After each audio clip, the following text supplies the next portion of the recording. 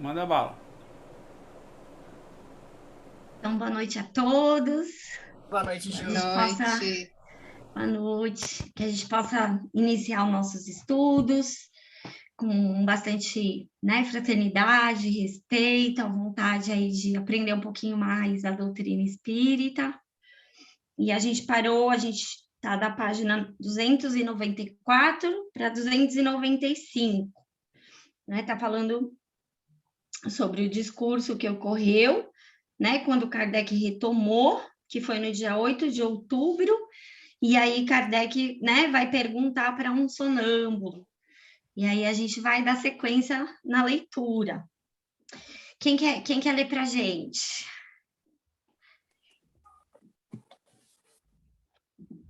Posso ler, Ju? Obrigada, Miriam.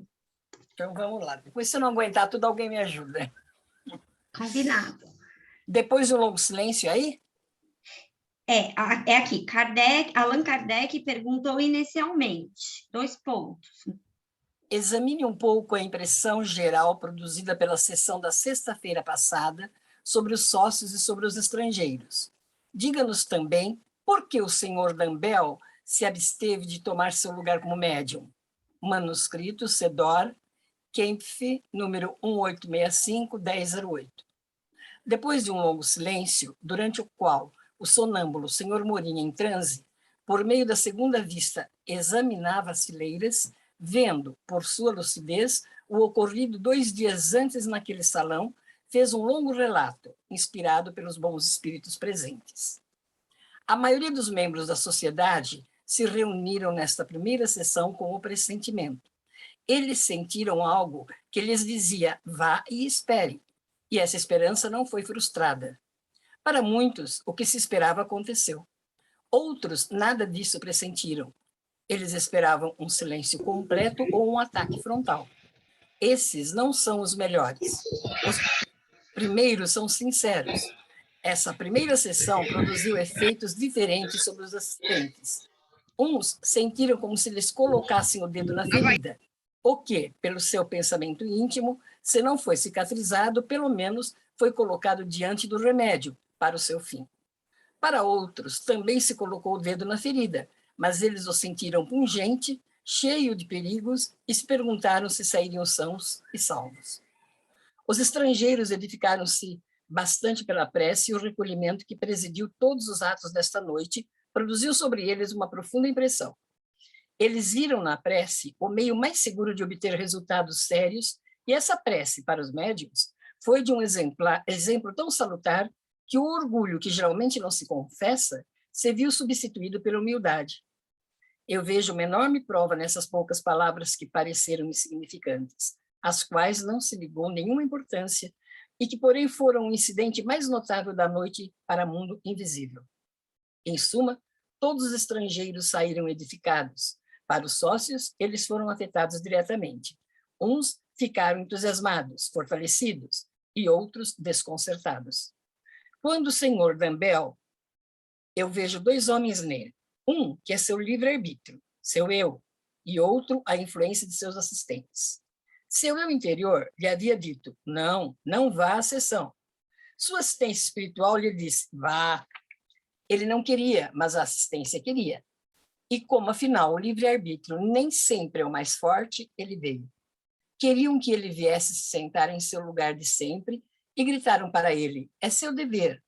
Mas ele, que veio, por assim dizer, inconscientemente, e certamente de mau grado, dizia a si mesmo, esconda-se. E ele realmente pensava que se escondia aos olhos de todos.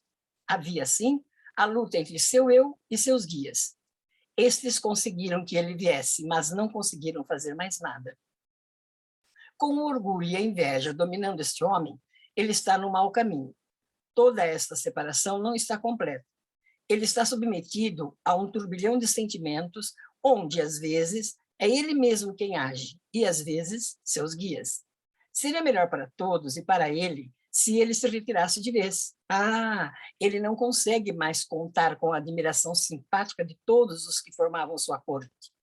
Muitos o admiravam e pensaram bastante em sua abstenção. Perguntaram-se o porquê, e este ato foi interpretado de várias maneiras, mas ninguém o interpretou favoravelmente. Alguns pensaram que, tendo aceitado antes de todo mundo os fatos que poderiam realmente parecer estranhos, tendo-os protegido e definido, ele temia receber uma repreensão direta por ter avançado rápido demais. Outros disseram, ele tem medo. Outros, enfim, disseram a si mesmos, hoje um abismo se abriu entre os espíritas puristas e os pequenos sectários que se formam ao nosso redor. Mas por que ele veio? Ele não devia ter vindo. Por tudo isso, parece que para alguns ele se sentiu fraco demais. Para outros, ele estava com medo. A partir daí, tentamos examinar sua vida. Notamos alguns detalhes que passaram despercebidos. Todos fizeram o seu comentário. Sem dúvida, não em conformidade com a caridade espírita. Ampliamos, e o que saiu de tudo isso foi indiferença e desprezo. Ele ganhou a perda de seu jornal, que em breve deixará de existir. Ibid.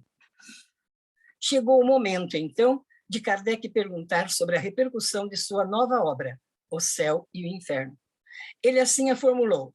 Pergunta: vejamos, agora que já passou algum tempo desde a publicação do meu último livro, O Céu e o Inferno, conte-me um pouco qual impressão foi produzida no público. Você não acreditaria que do número total de vendas, há sempre um terço e ainda mais nas mãos dos jesuítas. Haverá muitas refutações, eu as vejo, mas não se sabe por onde atacá-lo. Eles estão muito embaraçados. São pegos e chicoteados com seu próprio chicote. É apenas o texto do nosso ensino, não podemos dizer nada. E ainda assim, tentam, e o que é notável é que todos concordam em iniciar a refutação pelo final, porque não pode atacar o começo.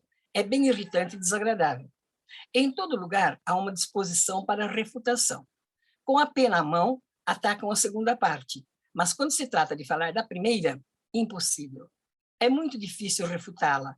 É tão difícil que roem as unhas e as dos jesuítas estão tão mordidas que suas mãos se tornam patas de veludo. Eles se culpam e estão desesperados por não terem se apropriado dessa ideia desde o início. Mas é tarde demais para tudo, tarde demais para sambarcar, tarde demais para mesclar. Eles estão reduzidos. Empurre e separarmos, cairemos. Se não desistirmos, iremos até onde pudermos. Mas eles estão progredindo. Há um grande sentimento de medo manifestado pelo silêncio geral e dominado pelo arrependimento por não ter se juntado a nós desde o princípio. Estamos começando a bater de frente a eles. Não podem refutar as manifestações. Além disso, eles não os tratam mais como um absurdo, como antes, mas os colocam no alto da conta do diabo, enquanto reconhecem sua realidade em voz baixa. Eles temem, mas não saberiam renunciar a um domínio que é a sua ruína. E todas essas reverências para todos esses reverendos, a seu orgulho e suas riquezas. E, no entanto, fazem concessões duras e, ainda sem ver todo o perigo, pressentem a catástrofe. Pergunta: o que eles gostariam de fazer comigo? Como eles ainda não pensaram em me vencer, eles nunca poderiam ter pensado em algo assim. Cada uma das palavras, cada um dos escritos que saem da sua pena são firmes demais e expressam uma convicção profunda demais para se supor. Não, eles não pensaram nisso. Apenas eles o examinaram bem, ou estudaram bem, introduziram pessoas próximas a você que os informaram bem. Mas você sabe, à primeira vista, se podemos ou não contar com alguém? Seus olhos facilmente desmascaram a hipocrisia. Você é um verdadeiro cão de caça jesuíta. Você consegue sentir o cheiro deles, e eles não podem escapar de você. Quanto ao que quiseram fazer com você, se todos os anátemas lançados contra você pudessem formar um projétil muito perigoso e muito afiado, há muito tempo você não estaria mais nesse mundo. Vale destacar da mensagem dos Espíritos a passagem sobre a primeira parte de O Céu e o Inferno, na qual Kardec desenvolveu a teoria moral espírita impossível. É muito difícil refutá-la. Ou seja, os inimigos invisíveis, vendo-se absolutamente derrotados no campo das ideias, sem meios para contrapor a lógica irrepreensível de Kardec, viram na falsificação das obras sua última cartada. Paremos ou continuamos?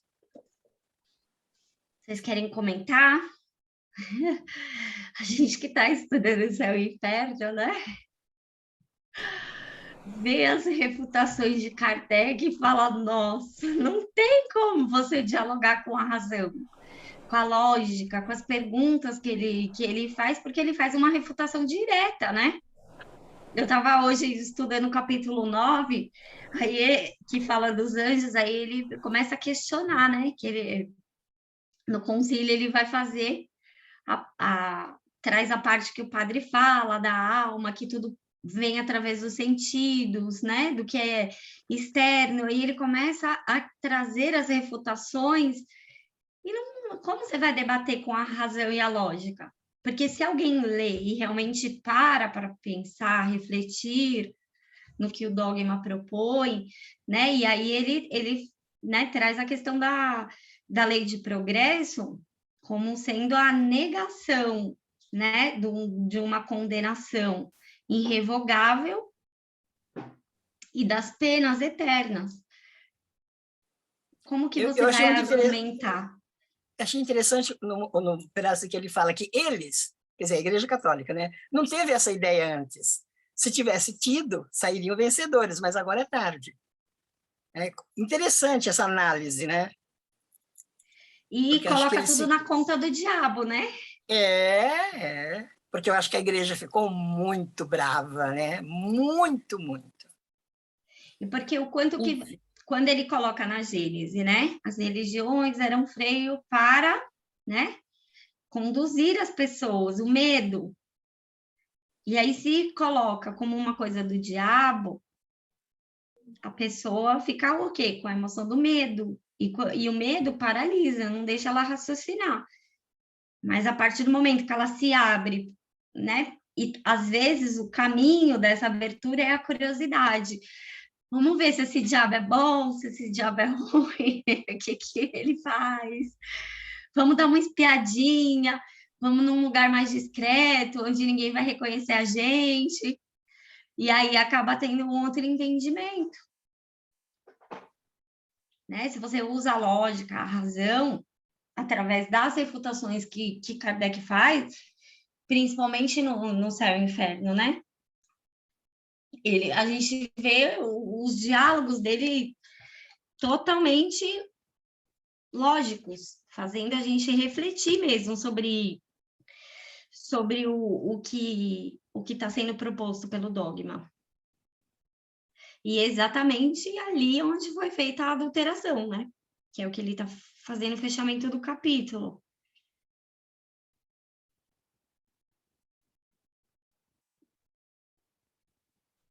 Você não pode refutar. Você não tem argumento para rebaixar a ideia que ele traz, os questionamentos que ele traz. E acho que cabe ressaltar, né, só para lembrar, os jesuítas são ainda, né, a ordem mais severa que existe dentro da Igreja Católica, em todo sentido, inclusive no nível militar mesmo, né? Eles eram os padres que combatiam, que lutavam, e também na parte do debate. São muito rígidos e pregaram muito isso. Tanto que uma das correntes, vocês já devem ter visto em filmes, aquelas cenas do cara que é radical, que amarra o cílio, né, no braço, na perna. Aquilo é uma facção de jesuíta, tá? Aquele cara é jesuíta. Ele é uma facção mais extremada que acredita que ele tem que passar aquela história do Código da Vinci, né? Que uma coisa assim que no filme que aparece, aquilo é verdade mesmo. Aquilo é impressionante. A Santa Inquisição saiu, se originou dos jesuítas? Isso eu não sei dizer. Foi a ordem. Eu acho que tem alguma ligação. Eles são muito duros. Tanto que assim, um dos caras mais duros que tinha era nessa época aquele cara, eu esqueci o nome dele, que criou esse grupo de jesuítas que eu citei agora. Foi um padre espanhol que criou, esqueci o nome dele. Eu tive contato com esse pessoal lá no Rio de Janeiro uma época. Queriam levar a gente para ficar com eles, né? O Inácio As de ideias- Loyola? Não, Loyola não. Não tem nada a ver, não é Loyola não. Loyola, no Rio de Janeiro tem um colégio que é Santo Inácio. Não, ele não tem nada a ver, muito mais pesado que ele. Eu esqueci o nome. É um padre jogo duro. Ou seja, era uma das mais inteligentes, mais estudiosas e mais duras. Então eles realmente usavam a heteronomia para botar neguinho na linha, entendeu?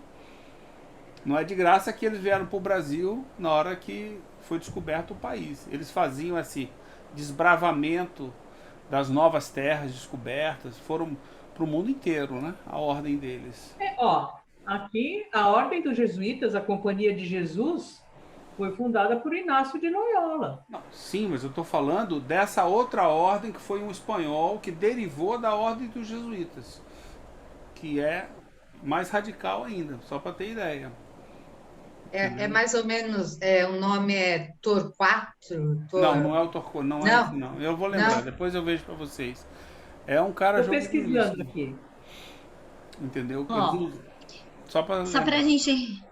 a gente refletir, quando o concílio, né, ele coloca a questão da alma, né, que ele fala assim, se a alma recebe as ideias apenas através dos órgãos físicos, que é o que o dogma diz, quais ideias poderiam ter a alma de uma criança que falece após poucos dias de vida? Se admitirmos isso, se admitirmos, como faz a igreja, que a alma não renasce. E aí ele vai começar a fazer as perguntas. E como você vai argumentar com uma explicação tão lógica, com um questionamento tão lógico? E as ideias inatas? O que acontece, né, Ju, é que até então não tinha tido nenhuma teoria que viesse argumentar e se colocar refletindo sobre a teoria católica, porque nunca foi refletido, eram dogmas, os dogmas são impostos, não podem ser questionados, né? São verdades absolutas, né? Então nunca ninguém havia questionado. Mesmo com o rompimento com a igreja, né? Que na época a ciência rompeu ali com a igreja, na época iluminista, tudo bem, houve o rompimento, mas nunca houve o questionamento da teoria, como Kardec fez. Kardec colocou a teoria, a doutrina católica e argumentou sobre. Né? Quer dizer, eles ficaram sem condições de resposta mesmo. Eles se sentiram ameaçados, a verdade é essa, né? Com certeza. Mais investimento para impulsionar a produtividade do campo. E aí a gente consegue compreender, né, essa questão, né, que ele coloca aqui, derrotados no campo das ideias, sem meios de contrapor. Isso. E busca como uma essa saída. Questão, viu, Ju? Essa questão que foi lida aqui, eles não pensaram nisso antes. Me pareceu até uma ironia do espírito, né?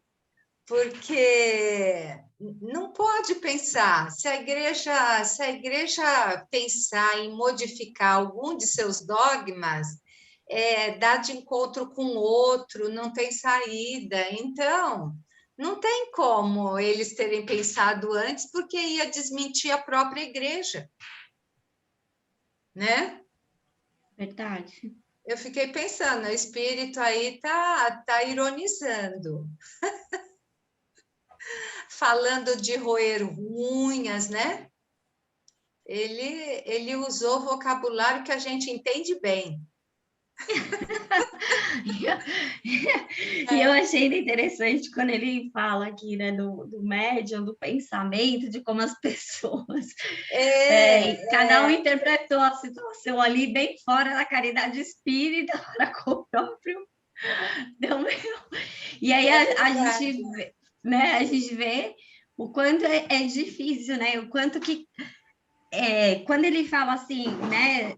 Cada um pensou e interpretou a situação de uma forma diferente, de acordo, né, com o seu grau de compreensão, de vivência, de experiência.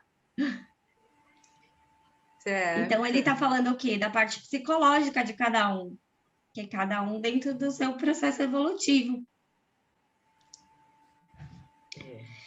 Mas vamos seguir. Alguém mais quer falar alguma coisa? Senão a gente vai lá para a reação dos dissidentes. Vamos. Achou a página, Rô? 299. Oi, boa noite para todos. Achei. Boa noite, Então, tá Rosângela. Você quer seguir, Miriam? Vamos lá, mais um pouquinho. A reação dos dissidentes diante da arrebatadora chegada de O Céu e o Inferno. André Pesani, depois da publicação de O Céu e o Inferno, não deu continuidade ao debate racional entre a teoria moral autônoma proposta pela doutrina espírita e a teoria heterônoma do karma, defendida por ele. Adotou uma nova estratégia com a publicação de sua obra, não sei pronunciar isso, Le Bar de Druidique, síntese síntese filosófica do século XIX, é isso? Alguém sabe francês para passar para a gente? Ou não É precisa? isso mesmo. Então, tá bom. No item do estado atual e do estado futuro do espiritismo, vai propor uma absurda divisão do espiritismo em 3 fases: fase material, fase espiritual e a fase teológica. Pesani, 1865, página 87. Nessa sua concepção pessoal, a fase material estaria representada pela generalização do uso da mediunidade, durante a qual Kardec escreveu o Livro dos Médiuns. Em seguida, a fase espiritual viria a resolver todos os problemas sobre Deus, espíritos e seus destinos. Onde buscar essas respostas? Nos espíritos? Não. Para o autor, o espiritismo, a esse respeito, também não tem trazido nada de novo. Desafiamos a quem quer que seja de nos citar um princípio, um fato, uma ideia que já não tenha sido emitida antes dele. Ibidem, página 88. Mergulhado no orgulho, Pesani achava o Livro dos Espíritos uma obra pobre, banal, com ideias sem importância. Para Kardec, a elaboração dos princípios fundamentais do Espiritismo se dá pela condução dos espíritos superiores, que graduam seus ensinos progressivamente, cabendo aos encarnados sua elaboração. Mas, para o autor da obra acima, os conceitos devem ser buscados pela síntese lógica das opiniões da humanidade encarnada. É a tese da seita do espiritismo sem espíritos, que para Pesani eram melhores que os ensinamentos dos espíritos. E qual, segundo ele, era a posição das obras de Allan Kardec nesta fase? Pesani criou uma escala própria para dividir os espíritos e humanidades do universo. Seriam classificados em criaturas inferiores, não os ínfimos. Há os que somos nossos mundos, é isso mesmo? Há os que somos em nossos mundos, ainda bem distanciados. Miriam, desculpa. Oi, bem. Criaturas inferiores são os ínfimos. São os ínfimos. O que eu falei? É que você falou não. Você falou não os ínfimos, são os ínfimos. Ah, tá. Os ínfimos, os insignificantes, né? É isso? Isso. Há os que somos em nossos mundos, ainda bem distanciados da perfeição. São os medíocres. Há os superiores ao indefinido. Essa classificação é ilógica, sem qualquer fundamento na realidade, servindo apenas para desconsiderar os ensinamentos dos espíritos superiores. Essa é a armadilha de seu raciocínio, fugindo da observação dos fatos. Basta olhar à nossa volta e veremos os indivíduos variando grandemente quanto à sua evolução intelecto-moral. Há os mais simples, como também aqueles mais elevados. A humanidade é complexa e heterogênea. Absolutamente impossível igualar todos os que vivem neste mundo, encarnados e desencarnados, como sendo medíocres. Essa denominação não tem sequer um significado claro, mas, enfim, Para compreender o que o autor quer afirmar, precisamos acompanhar seu raciocínio. E fica fácil compreender seu objetivo pelo que escreveu em seguida. Para ele, 2 pontos. Digo e afirmo que a fase espiritual esboçada por o Livro dos Espíritos, menos perfeito que o Livro dos Médiuns, e que a imitação do Evangelho, que concerne a primeira fase, mas todavia suficiente naquele momento, e que teve uma influência enorme, só se realizou com a mediocridade dos homens, como com a dos espíritos que os assistem. Ibidem, página 9.1. Qual é o significado de mediocridade? Como se dá essa generalização? Nenhuma explicação, pois o autor vai direto para sua conclusão. Pela avaliação de Pesani, as obras de Kardec foram elaboradas por homens medíocres, assistidos por espíritos medíocres. Anteriormente, Pesani propunha discussão lógica. Agora, ele simplesmente menospreza o alcance das obras de Kardec, desqualificando quem as elaborou e aqueles que as assistiram, pois seriam, aos seus olhos, todos medíocres. Não, mas, repito, se neste mundo todos são medíocres, há um problema. Como poderá ocorrer uma revelação da moral? Ele explica a seu modo ao definir a terceira fase de sua classificação. É unicamente para a outra fase do espiritismo, a fase teológica, que será necessária a intervenção dos espíritos superiores, e que essa intervenção será sustentada por esses encarnados, cujo nível intelectual se elevará para estar em relação com a cidade celeste. Para a fase teológica, em que serão necessárias revelações ainda surpreendentes e novas, a fim de operar com segurança a fusão das diversas seitas religiosas, catolicismo, protestantismo, budismo, judaísmo, brahmanismo, maometismo, religião dos selvagens e das tribos, será necessário, então, que Deus envie membros das humanidades estelares para informar aos homens atuais os ensinamentos fora do comum e verdadeiramente reveladores desta vez, há necessidade de alguns encarnados eleitos, que já nasceram e foram preparados para esse papel. Então... queria fazer um comentário. Deixa eu só terminar, que falta uma linha. Então, trabalhamos no sentido de nossa mediocridade, desencarnados e homens. Pronto. Será que o pessoal que vê no Espiritismo uma base para a questão de OVNIs, ET e outras coisas, eles estão se baseando nisso? Eles tiveram acesso a isso, leram isso e...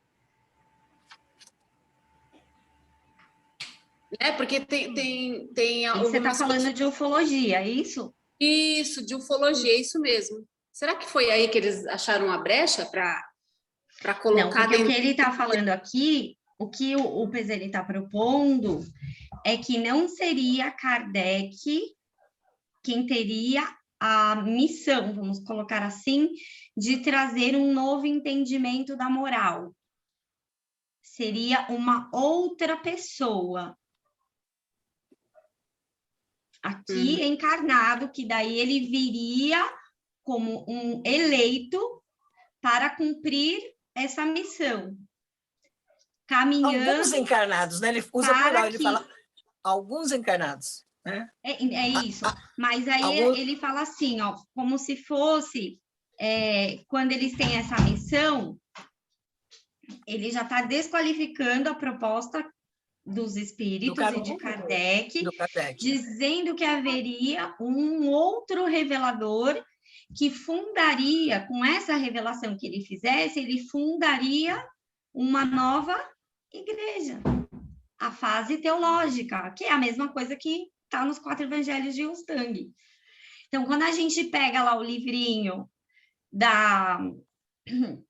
dos 4 evangelhos, a tradução pela FEB, eles fazem um insulto a Allan Kardec, dizendo que se ele fosse humilde e desinteressado, ele teria se limitado ao papel da elaboração do Livro dos Espíritos e do Livro dos Médiuns, que quem seria o escolhido por Deus para trazer a moral seria Ustang. E aí, quando a gente vê né, todo esse levantamento que está lá no livro do Ponto Final, do Wilson Garcia, a questão da adulteração da obra do Chico, né, Brasil, Coração do Mundo, Pátria do Evangelho, o que se questiona é o que está escrito lá naquele trecho, que Rustang teria sido enviado para auxiliar Kardec para trazer a moral. Só que aí a importância da gente entender o que é a moral e o que fundamenta essa moral heterônoma, que entra numa fase teológica, na verdade, permanece, né? E o que é a moral espírita. Por isso a importância de se compreender o que é a autonomia e o que é heteronomia, porque Kardec não está usando esses dois nomes da obra, mas ele traz uma proposta da moral da liberdade. E, inclusive, em várias, né, mensagens da Revista Espírita que a gente vê, né, o que Deus quer de nós? Quer que a gente o ame livremente, porque a gente o compreende. E compreende a sua lei, que está em cada um de nós. Então, à medida que a gente desenvolve a nossa moral, se desmaterializa, a gente vai refletir em nós, pelo desenvolvimento das nossas capacidades, a lei de Deus. A gente age na lei, então a gente compreende livremente. E a heteronomia é uma proposta oposta, onde você vai ter medo, você não faz por medo. Por então essa ideia que algumas pessoas do movimento espírita levam para dentro da casa espírita, se comunicando com OVNIs, né, com ETs, aí esses ETs, supostos ETs e OVNIs ficam falando, dando lição de moral, né, falando que a humanidade precisa fazer isso, aquilo outro, porque senão ela vai ser exterminada. Então, o espiritismo, algumas pessoas do movimento espírita insistem em descaracterizar, né, ou por má intenção ou por ignorância. Então, assim, não é só na questão de transformar o espiritismo numa religião heterônoma, mas essa intenção também de estar recebendo mensagem dos OVNIs, dos ETs, dizendo que está avisando a humanidade, a gente está avisando vocês precisam se amar, senão vocês vão ser destruídos. Então, a gente fica... Mas não precisa, Rô, vamos pensar assim, não precisa ser um ET. Tem espíritos, vamos colocar assim, que, né, tem um nome até de um espírito bem conhecido, que existem mensagens nesse teor. Então, mas ele não se coloca como um extraterrestre ou um habitante de um outro planeta. Ele se coloca como o nome de um espírito que habitou aqui a Terra, muito conhecido. Eu posso afirmar que é ou não desse espírito? Não. Porque o espírito, ele pode dar o nome que ele quiser, tomar a forma que ele quiser. Cabe a nós, espíritas, ter o estudo, o entendimento do que é a proposta espírita, para que a gente faça uso da lógica e da razão ao analisar aquela mensagem. Porque quando, né, ele está falando aqui que a fase teológica, ela traz uma proposta que se vire uma igreja, uma união de igrejas, não é isso que Kardec fala na Gênese. No último capítulo da Gênese, os tempos são chegados, o que ele vai falar? Que o espiritismo é uma revolução nas ideias, certo? E que o espiritismo não criou a renovação social. Ela se faz necessária pelo próprio período que a humanidade entra, porque ela está madura para novos entendimentos. Então, o espiritismo, ele permeia o movimento regenerador pela sua proposta filosófica e científica, porque ele traz as respostas que a humanidade já se fazia. Quando a gente vai buscar lá na Revista Espírita, né? o surgimento do espiritismo, a reação das ideias espiritualistas, a gente compreende todo esse contexto que o espiritismo nasceu. Quais eram os questionamentos que estavam nos homens? E aí o espiritismo vem trazer, tanto que aí ele fala, com o espiritismo a metafísica se torna experimental, porque você vai estudar, observar a alma. Ele não vai falar que a gente entra numa fase teológica. E aí ele traz na Revista Espírita, acho que tem duas que eu já vi, são 2 anos diferentes, os períodos do espiritismo. E depois, na última vez que ele publica, ele coloca como 6 períodos, e o último não é a fase teológica, é a renovação social. Antes dela vem o período intermediário, e antes o período religioso. Então, Kardec sabia que a gente passaria por um período em que é natural, quando a gente está mudando, né? Fazendo trazendo um novo entendimento nas ideias, é natural que a gente se misture com o entendimento ou faça associações. Porque são muitos anos, ou aquela crença vem muito forte dentro da gente. A Milena está dizendo aqui, tem um espírita baiano que recebe mensagens de um espírito chamado Marta, deixa eu abrir aqui, desculpa, que dita mensagens enormes todos os dias, há quase 2 anos, e ela opina até na tecnologia 5G. Então, quando ele está falando aqui, ó, que os espíritos superiores, né, trouxeram o entendimento da doutrina espírita. E o homem, né, fez o seu papel através da elaboração, não é isso que ele colocou aqui? Isso. Kardec não criou um centro de elaboração, onde ele fazia o uso da lógica, da razão. E aí a gente vê toda a comunicação que vinha um espírito falar, não vinha um espírito ou São Luís ou algum outro espírito complementar aquilo que o espírito estava falando, explicando, como se estivesse ratificando, né? Como se ratificasse. Isso, explicando a condição dele, o porquê que ele entende daquela forma. Não é verdade? A gente vê todo esse trabalho, mas tudo passava pela lógica também, porque senão a gente se coloca no mesmo papel do dogma, de passividade. O espírito falou e eu coloco aquilo como uma verdade absoluta, inquestionável. Então, Kardec vai trabalhar isso também na Gênese. O homem tem um papel ativo. Ele não se coloca num papel... É um ser racional, que pensa... Então, em vários momentos das obras ele coloca. Ele quer crer, mas quer crer porque ele compreende, e não porque existe uma submissão passiva e aquilo não pode ser questionado e se impõe como uma verdade absoluta. Uhum. Diga, Mari. A Mari quer falar. Eu?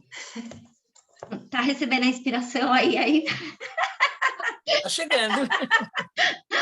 Não, eu lembrei que você falou aí, né? No livro dos médiuns tem vários exemplos que Kardec não concorda com a resposta do espírito e fala para São Luís, é ele mesmo que está respondendo, é isso mesmo como ele disse, né? Porque Kardec não recebia as coisas e passava, ele analisava. E muitas coisas não batiam como ele, né, como ele esperava, e ele perguntava. Aí São Luís vinha e falava, não, nem ele mesmo sabe, ele está falando o que ele vê, né? Mas o fenômeno se dá assim, assim, assim. Então, é um laboratório mesmo de pesquisa ali, com a participação do homem, de Kardec, em cima ali. E como a Miriam falou, né, a ratificação no caso, São Luís, Erasto, né? Que orientava aí nas comunicações. E assim, Kardec, ele escutava, né, fazia a avaliação dele, e ele tinha também a grandeza de falar para os espíritos, ó, vocês avaliem também, por favor. E muitas vezes os espíritos avaliavam de maneira contrária que o espírito estava falando, que é o que você falou mesmo, está lá no Livro dos Médiuns mesmo. Há pouco tempo eu estava lendo e vi uma passagem dessa. Eu falei assim, nossa, que interessante. Aí, quando eu fui ler São Luís falando, caramba, São Luís está falando, não, não é assim. É isso mesmo. É isso mesmo. É por quê? Porque fugia dos princípios já postos, né? Lembra que a gente falou? Kardec já tinha elaborado o Livro dos Espíritos e tinha os princípios, tinha já a base, né? Então, muitas vezes, o que o Espírito falava, Kardec fala, não está parecendo lógico isso, né? Ele está correto? Aí São Luís falava assim, ele não sabe como se dá, né? Ele respondeu o que ele entende, mas não é assim que acontece. É as questões dos fenômenos materiais, não é? Isso, também. No Livro dos Médiuns tem vários lugares. No transporte assim, também, no fenômeno do transporte. E daí quando a gente fala assim, não, vamos ver o que Kardec está falando. Olha que interessante, né? Me ocorreu agora. Então, a gente também tem que ver o que São Luís está falando e o que Erasto está falando. Tem que ler a lição toda. Tem que ler a lição toda, porque senão você tira uma conclusão só de Kardec. Isso mesmo. Isso mesmo. Mas Kardec fez esse trabalho, né? É a transparência com que ele trabalhava, que foi diferente de tudo que existia na época, né? Isso. Continuemos? Continuemos. Então, vamos lá. O autor acredita que pode resolver todas as contradições de sua obra, dizendo que, como todos são medíocres, tanto no mundo como na espiritualidade, em virtude da incompetência de todos, serão necessários oráculos especiais, membros da humanidade celeste e encarnados eleitos. Um só grupo de eleitos, um só médium oráculo, um só grupo de espíritos. Então, Miriam, aí ele está dizendo, né? A proposta de Pesani era continuar como está, sair de uma crença para uma nova crença dogmática, que não questione. Heterônoma, né? E isso daqui lembra a gente também que quando a pessoa quer ter razão, ela começa a atacar a pessoa, né? São todos medíocres. Né?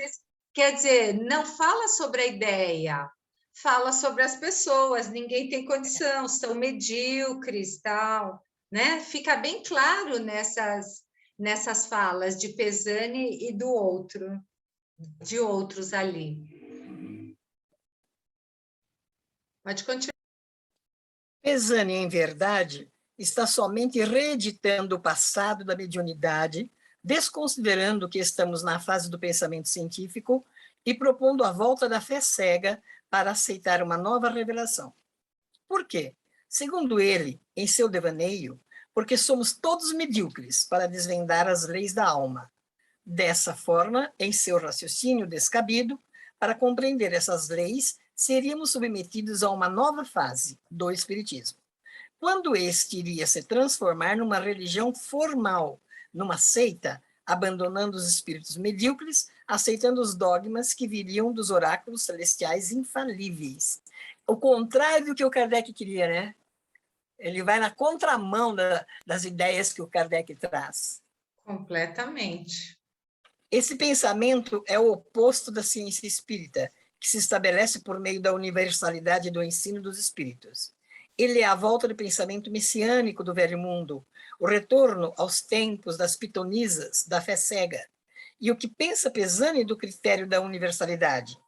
Um pouco à frente em seu livro, ele afirma: Allan Kardec, lógico eminente, escritor célebre no espiritismo, acreditou poder fornecer um critério infalível, o critério universal daqueles que se nomeiam os espíritos. Por um instante fomos seduzidos, fizemos coro com ele. Nossa, que cínico, né? Em resumo, a nova tática seria desqualificar a obra de Kardec, afirmando que foi elaborada e inspirada por homens e espíritos medíocres, que a universalidade do ensino dos espíritos é falsa e que a fase filosófica do espiritismo, que nada de novo dizia, seria substituída por uma fase teológica, por um novo Messias, novo oráculo, e uma nova religião seria formada pela revelação dos seres celestiais. Tudo estava sendo preparado por Pisani para dizer que Kardec estava ultrapassado e deveria dar lugar a outro Messias muito superior. No ano seguinte...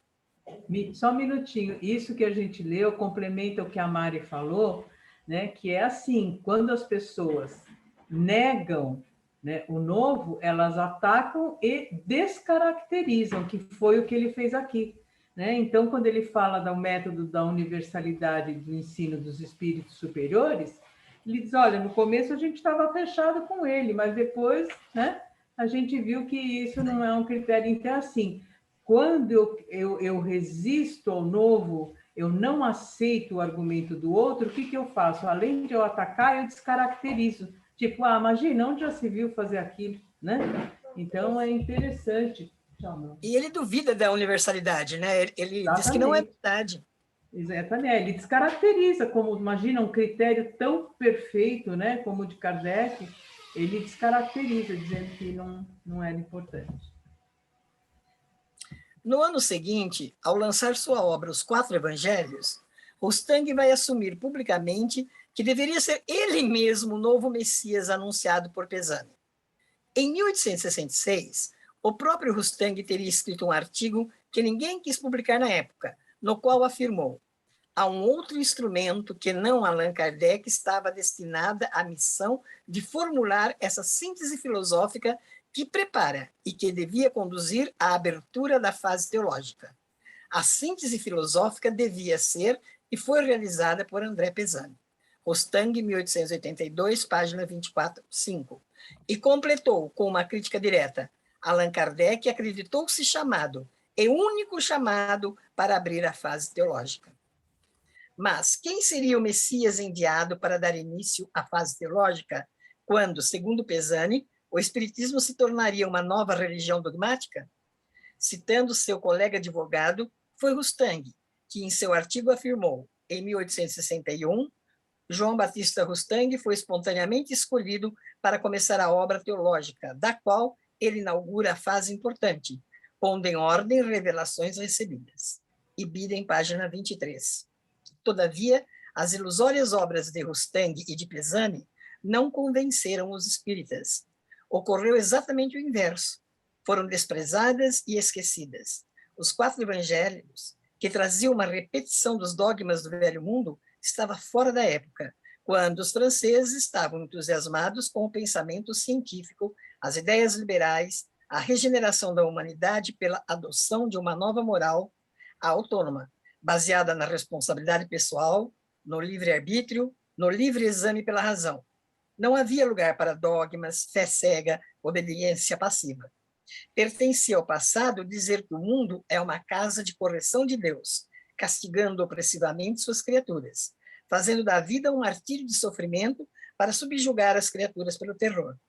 O espiritismo verdadeiro, não esse inventado por falsos profetas, atendia ao novo mundo, trazendo uma sólida mensagem de esperança, secundando, com suas ideias libertárias, o espiritualismo racional, o pensamento liberal, que afirma, com o próprio esforço, cada um fazendo de si mesmo o seu projeto evolutivo, conquistaremos a felicidade. Mas Rustang, mergulhado em seu processo obsessivo, ferido em sua soberba, não poderia aceitar que as pessoas não estavam interessadas em sua tese retrógrada, e então culpou os outros pela pouca atenção que teve. Escreveu: na França, geralmente lê-se pouco. Os espíritas, em sua maioria, acostumados a tudo aceitar, se lhes foi dito, o chefe, o mestre, certamente aplicou seu controle universal sobre os 3 volumes da obra de Rustang, Nós não podemos nem comprar, nem ler uma obra inútil. Ibidem, página 128. Fazendo coro com Esse Pesani... trecho aqui também está na tradução da FEB, na parte que insulta Allan Kardec. Para quem tiver lá a tradução de 1920, esse trechinho está lá, né? Dizendo que o quê? Que não se lê. E se fica esperando o quê? O que o chefe diz. Quem é o chefe? Kardec. Kardec. O que o chefe diz?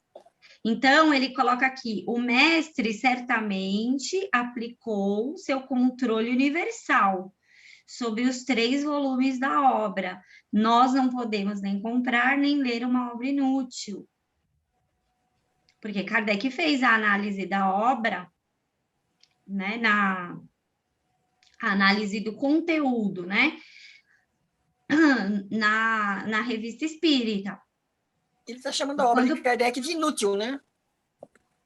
Então, a obra dele mesmo, como se Kardec dissesse aos espíritas, não leem, para eles não lerem essa obra inútil, porque eu já passei a obra pelo controle universal.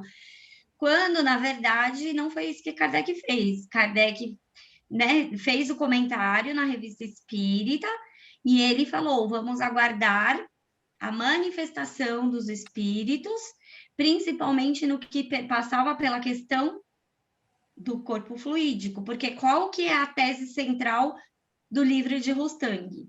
Que Jesus não teria encarnado, certo?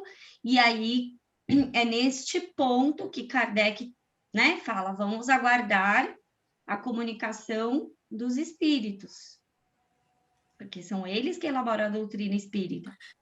Agora, interessante, porque ele coloca aqui que na França não houve grande aceitação do evangelho, da obra dele, Rustang, né? E interessante que no Brasil houve, né? No Brasil houve grande aceitação. Que ironia, né? É que, na verdade, a gente no Brasil, a gente não lê a obra dele. Verdade. A FEB indicou e acabou. Isso foi colocado, né, muito sabiamente, os princípios que tem ali na obra de Rustang foram passados como se fosse o espiritismo. Porque se você chegar lá, você não vai, ninguém vai falar para você assim, estude Rustang. Mas essas ideias, o que a Mari sempre fala para a gente, né? A gente, às vezes, ouve e reproduz o entendimento rustanguista sem saber que é Rustang. E o próprio fato da FEB ter colocado nos estatutos também, né? Quer dizer, é um absurdo um negócio desse. Né? A FEB é leitura obrigatória, né? Ela colocou como leitura obrigatória. Exatamente. Continuando? Fazendo coro com Pesani, Rustang tinha como alvo a completa negação. Alguém continua para mim, por favor? Fiquei rouca. Pode ser? Oi? A Sandra vai continuar. Eu fiquei rouca, ó, não está mais saindo a voz. Não, fica tranquila. Obrigado. A Sandra continua, ela adora ler. Então vamos lá, Sandra. Fazendo coro com Pesani, Rustang tinha como alvo a completa negação do princípio fundamental da universalidade do ensino dos espíritos. É importante lembrar que, segundo Kardec, esse critério tinha diversas funções, entre elas, permitir aos espíritos superiores estabelecer a estrutura da teoria espírita, também determinar a cadência dos conceitos estabelecidos. Além de servir para denunciar as tentativas dos falsos profetas de impor falsos conceitos, pois eles seriam apresentados em grupos isolados e cairiam por si sós no esquecimento. Sabendo disso, os desertores combatiam o critério da universalidade, pois era exatamente o que tornava ilegítima sua tentativa de desvio. Já sabemos sobre os bastidores da Sociedade de Paris, revelado nas mensagens particulares, inclusive naquela recebida por Kardec na volta das atividades.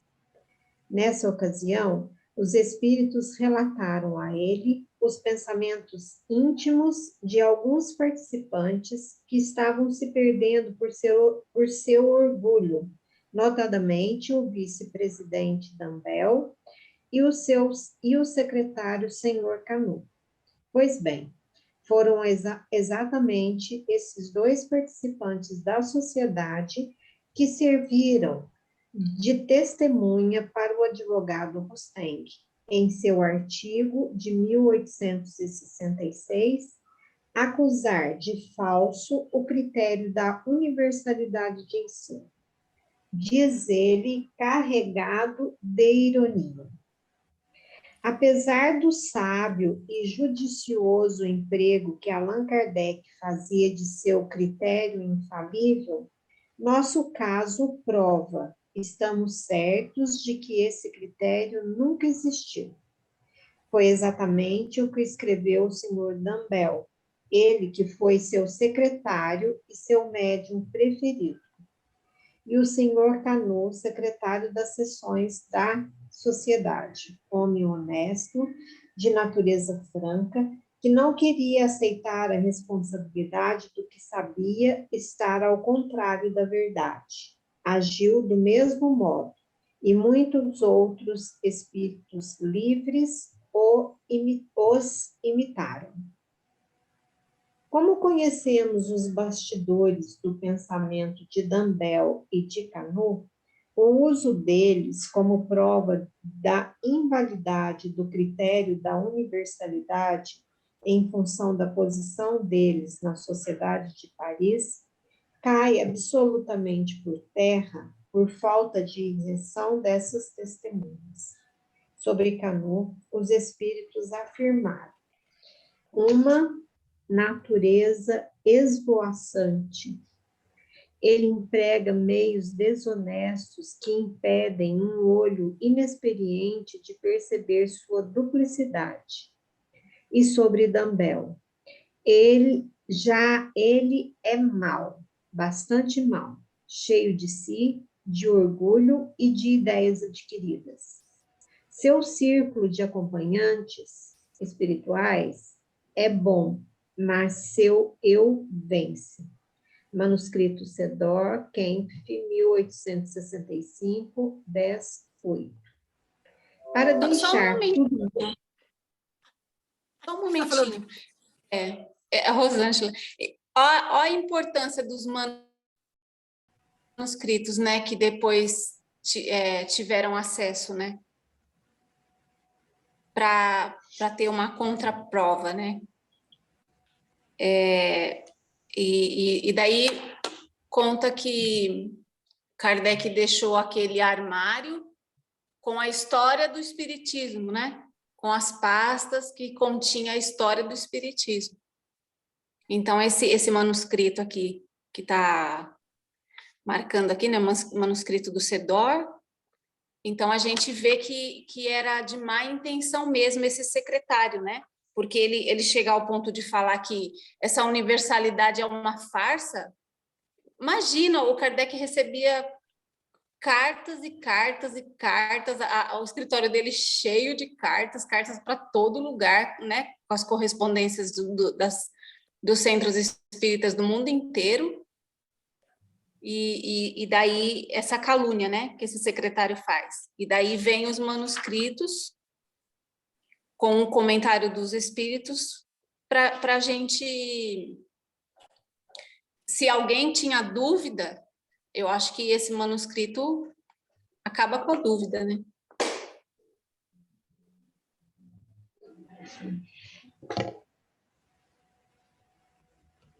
Que não só um documento, né? A gente deve pensar no conjunto de todo documento, de todos os documentos, de tudo que, né, está sendo trazido através de pesquisas e que a gente tem a oportunidade de ler, refletir, e aí é uma conclusão individual de cada um de nós.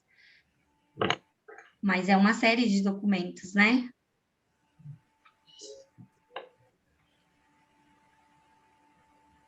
Então, vamos lá. Para deixar tudo bem esclarecido ao leitor, apresentamos uma carta enviada ao jornal L'Avenir em 11 de dezembro de 1865, pelo capitão belga N. L. Fix, defendendo como adequado o critério da universalidade, em resposta a Pesan. O critério da razão não é suficiente em muitos casos. Um espírito pode, por exemplo, apoiar uma tese muito racional. Por essa razão, o espírito fala a verdade, especialmente. Por essa razão, o espírito fala a verdade, especialmente quando faltam os meios de verificação? Obviamente não. Mas que 100 espíritos em 100 círculos espiritualistas e em 100 médios diferentes vieram apoiar a mesma tese, haverá para mim, nesta concordância, mais do que uma simples probabilidade, mas uma certeza quase completa da verdade dos fatos avançados. L'Avenir, número 78, página 23, 28 de dezembro de 1865. O editor Dambel inseriu uma nota nesse parágrafo, colocando-se ao lado de Pesani, ao afirmar: permita-me, caro senhor Fix, fazer minhas reservas sobre este ponto. Pretendo demonstrar peremptoriamente que esse critério não existe e nunca existiu. Eu tenho provas em mãos. Alice Dambel. Essas provas nunca vieram. Ele estava confuso, suas ideias iam e vinham. Seu jornal foi definhando pelo desinteresse dos leitores. Em 1867, Kardec iria apontar o jornal de Campbell como sendo inadequado para que desse sua adesão, mas que, no entanto, não há, pois, nada a temer das ideias divergentes. Se elas são justas, prevalecerão e serão adotadas. Se são falsas, cairão. Kardec, Revista Espírita, 1867, junho, página 21. Dambel, um ser humano como todos os outros, tinha suas imperfeições. Recebeu a oportunidade de participar da Sociedade de Paris em posição de destaque. Médium valoroso, deu sua importante contribuição, que lhe trará uma felicidade merecida, conquistada por seu mérito. Mas, cedendo aos apelos do orgulho, inveja e ciúme, deixou-se levar por essas imperfeições, apesar dos conselhos de seus benfeitores espirituais, que, todavia, respeitaram seu livre arbítrio.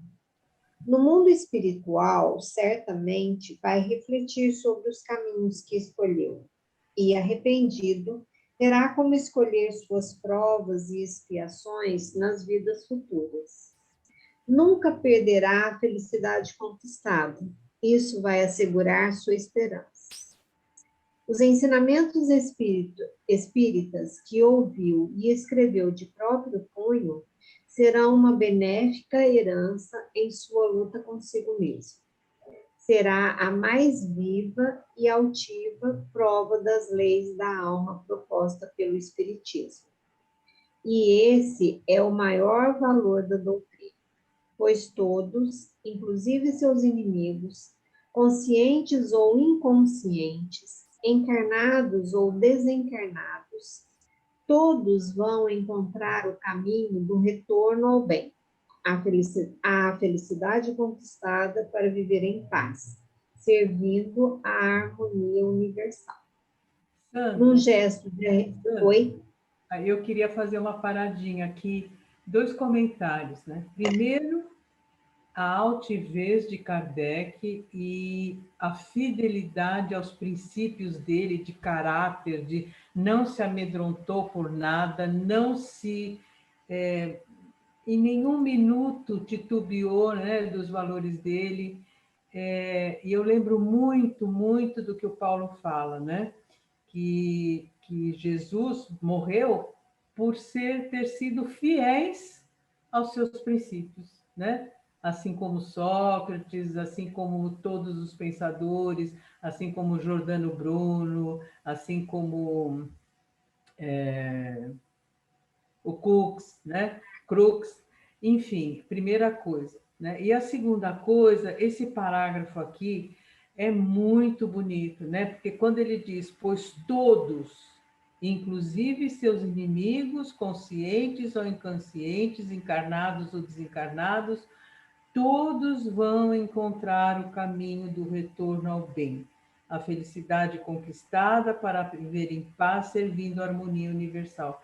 Então, é uma lei divina, não adianta, todos terão oportunidade, pode levar o tempo que levar, para uns mais rápido, para outros, em termos, né, de tempo, embora na espiritualidade não tenha tempo mais longo, mas todos terão a oportunidade da reparação e do retorno ao bem.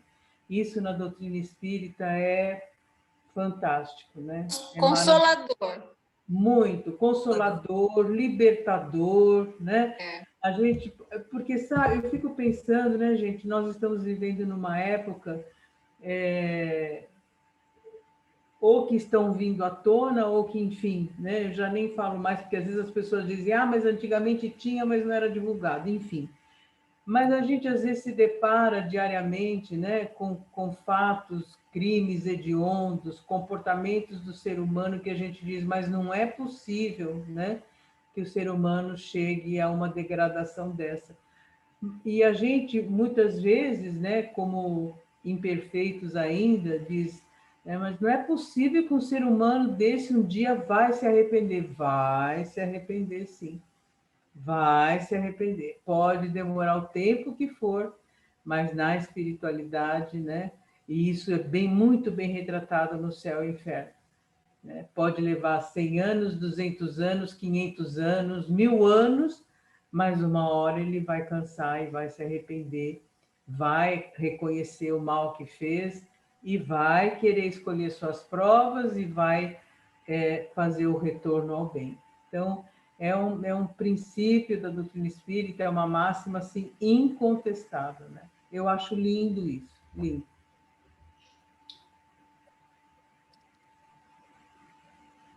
Pode continuar? Num gesto de arrependimento, ainda em vida, que podemos considerar como o início de seu retorno ao bem, em seu último número, de 19 de abril de 1866, transcreveu em sua íntegra o artigo de Allan Kardec denunciando a fracassada seita do espiritismo sem espíritos.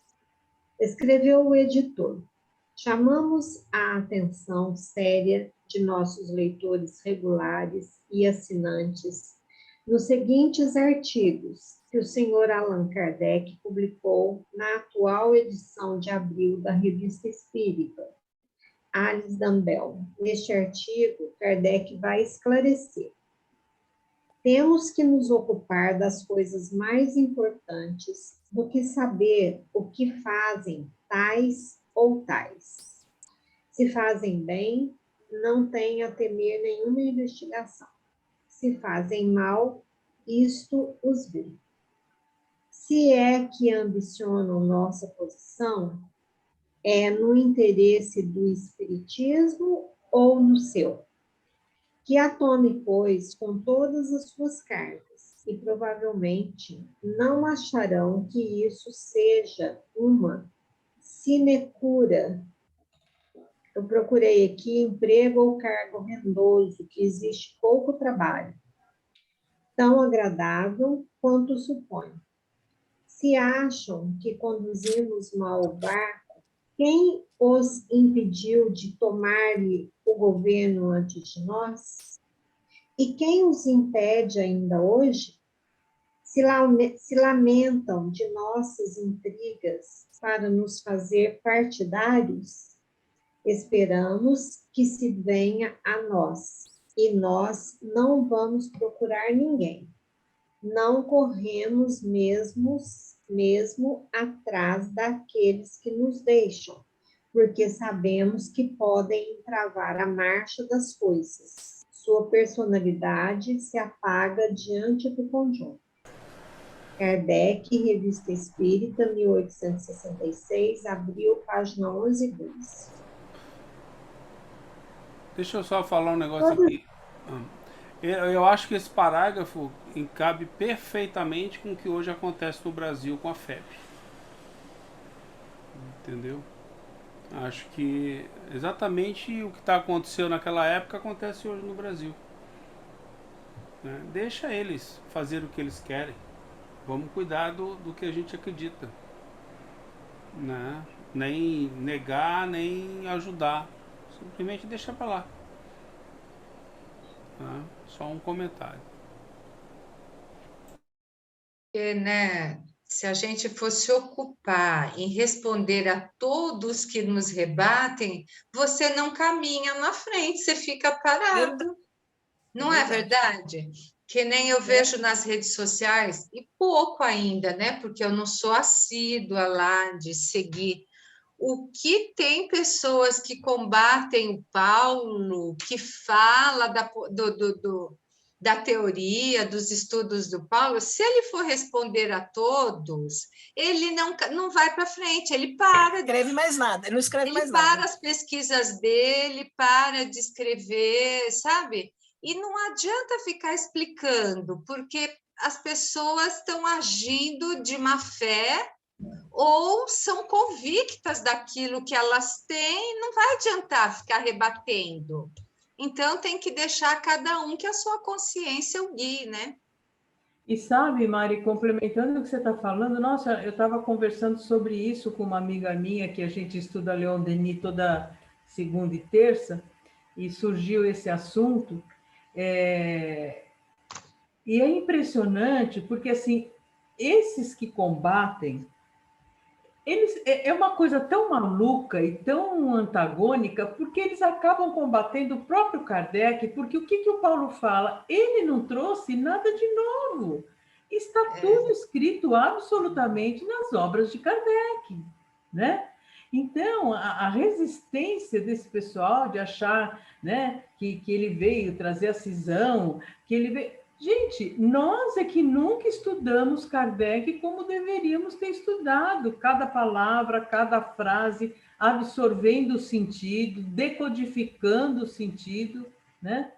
Então, aliás, hoje, depois que a gente estudou Leon Denis, coincidentemente a gente ouviu uma outra live gravada de um palestrante em que, com todas as letras, ele fala, né? Que estou só fazendo um parênteses, né?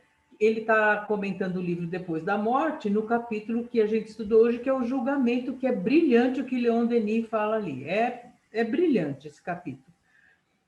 Quem quiser, que tiver no grupo Autonomia, eu postei lá no Autonomia o capítulo na íntegra, do Leon Denis.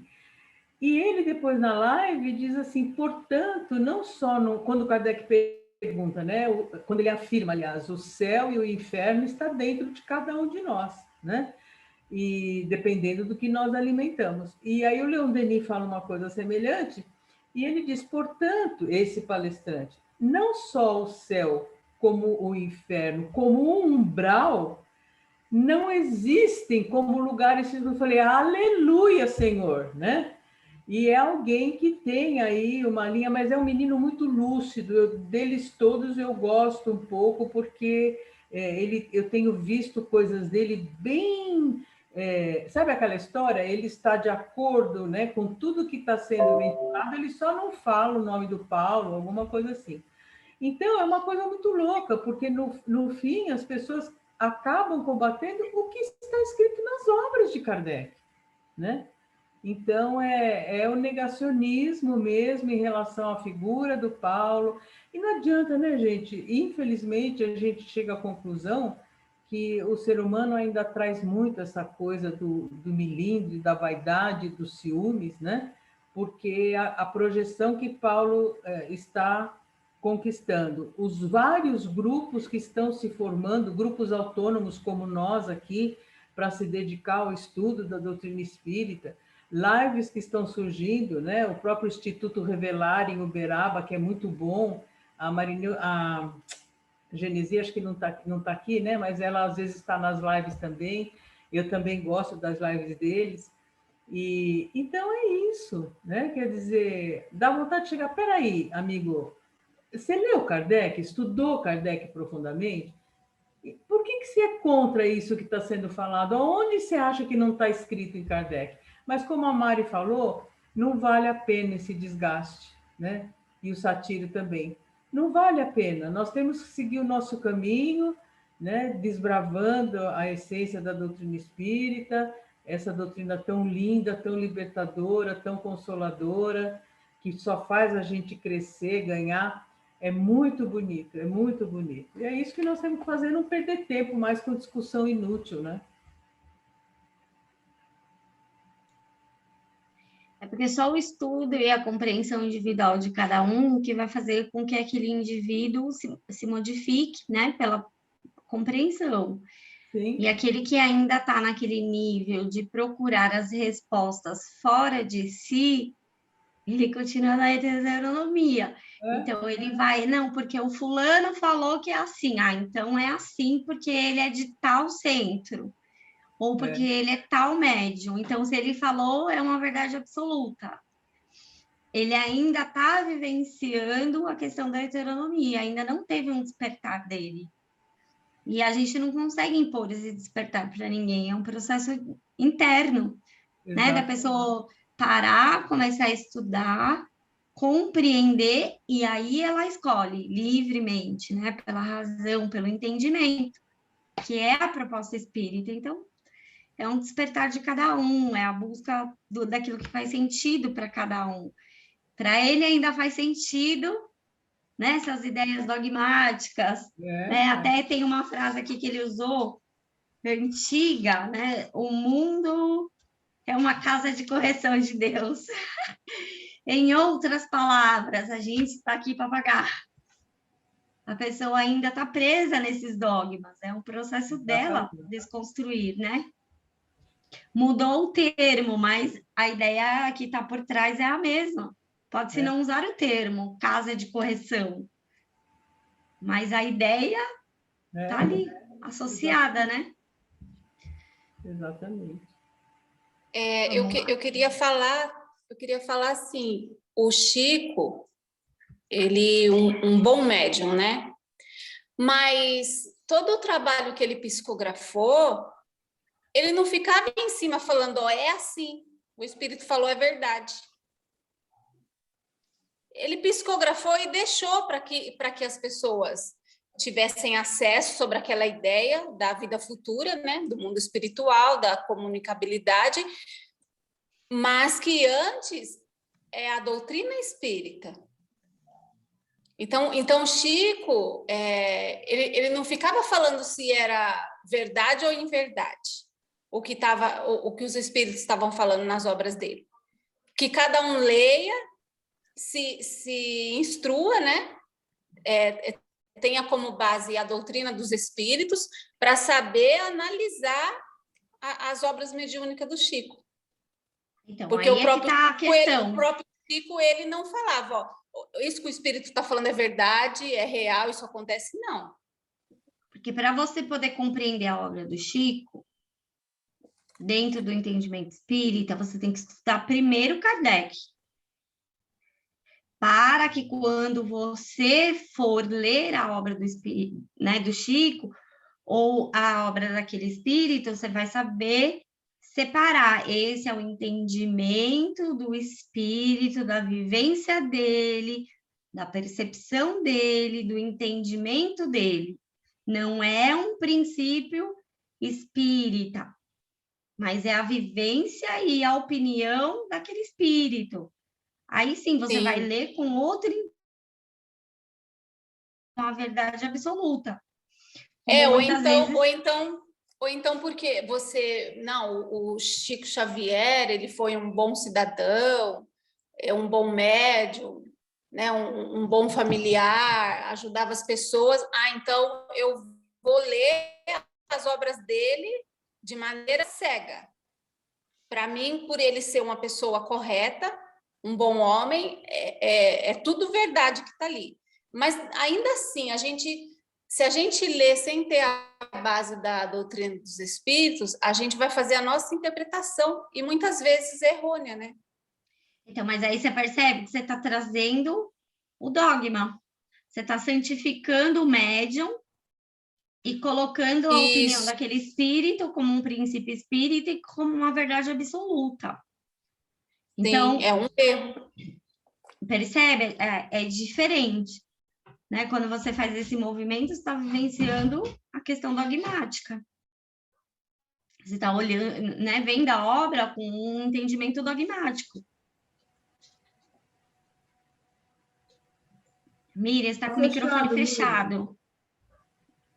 Ainda não lemos mente.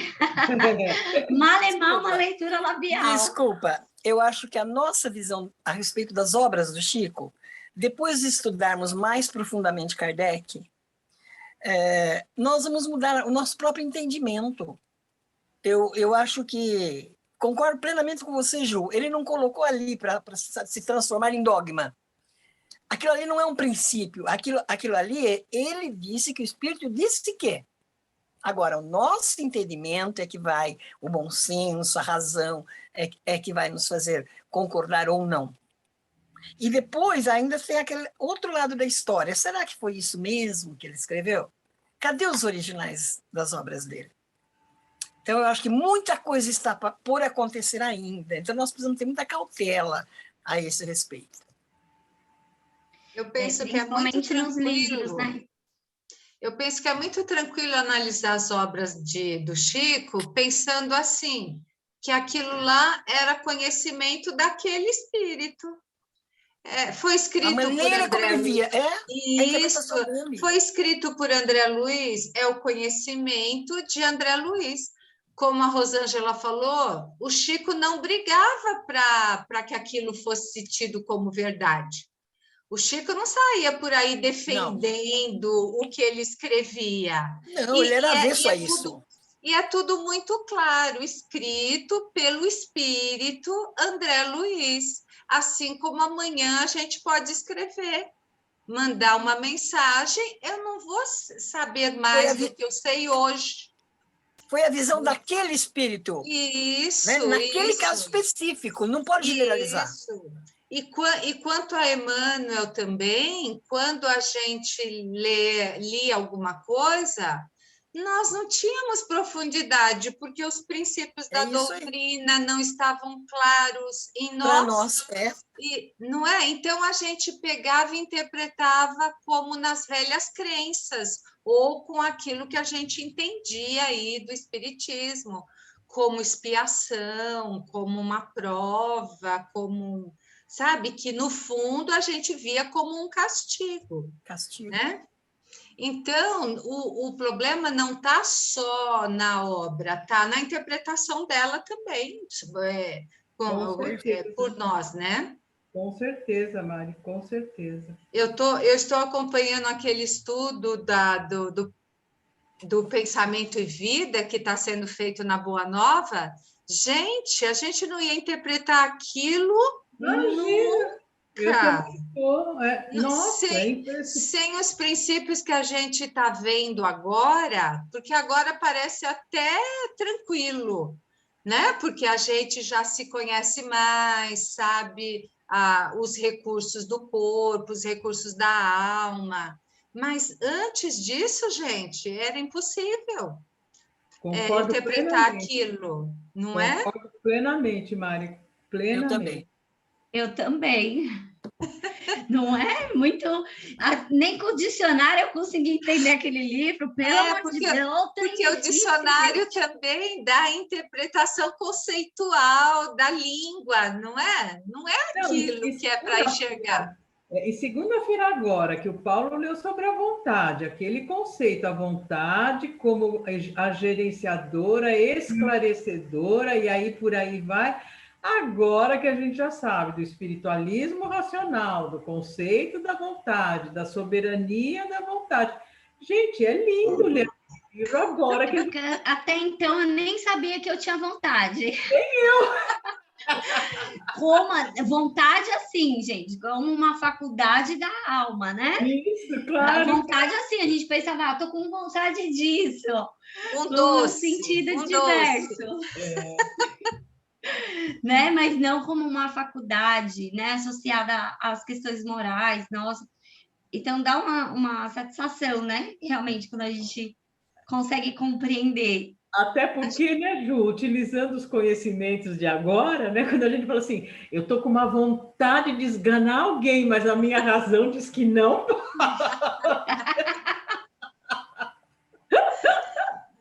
Né? Aí a gente usa a vontade com a razão e faz a escolha certa. Vontade de esganar eu tenho, mas não posso. Eu ainda estou na parte dos desejos. Olha, eu tô com um freio, né, Marisa? Negócio, um chocolatinho, aí eu penso, não é vontade, é desejo. A vontade eu uso para não comer. Ô, Ju, eu estou no mesmo estágio que você, viu? Aí, ó, estamos juntas. Eu estou fazendo um exercício na comida. Por enquanto. Esse aqui eu tenho que pôr minha vontade, não vou poder, então... isso mesmo.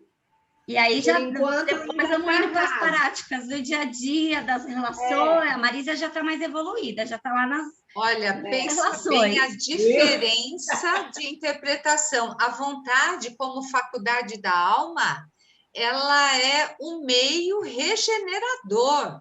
Quer dizer, é ela que vai mudar a nossa prática, que vai mudar a sociedade, que vai mudar o planeta. E nós ainda estamos falando da vontade de comida. Isso, bem no terra ainda. E esperando o mundo se transformar, né? Ai, quando que vem essa regeneração que eu estou com vontade de gozar de uma sociedade melhor, né? Mas essa vontade, agora nós estamos entendendo que ela não é fácil, não. Tem que pôr em prática, né? Não é, não. Tá fechado, Ju. Agora abriu. Não, filho, comprimido. Vamos parar aqui nesse item? Tá. Nossa, já foi lá pro... Peraí, que aí na semana que vem a gente entra na parte da moral, né? A verdadeira teoria moral espírita.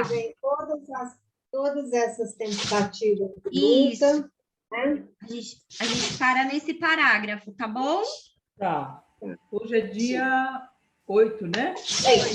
Então, dia 8. Ele é assim, ó, parece aqueles confetes de chocolate. É dia 15, então, né? Aí já não sei. Dia 15. Nós estamos falando... É 15, porque quarta é dia 16. Eu só sei a quarta. É 15. Tá certo. É porque quarta é aniversário do filho, então a gente já tá lá na cabeça. Muito bom. Certo, gente? Certo. Fiquei feliz em ver todo mundo aí, estudando, retomando. Obrigada pela semana. Até amanhã. Obrigada, Semana. Pessoal, até amanhã. Até amanhã. Se Deus quiser. Amanhã a gente está de novo aí. Para vocês também. a todos. Boa noite. Até amanhã. Boa noite. Boa noite. Boa noite a todos.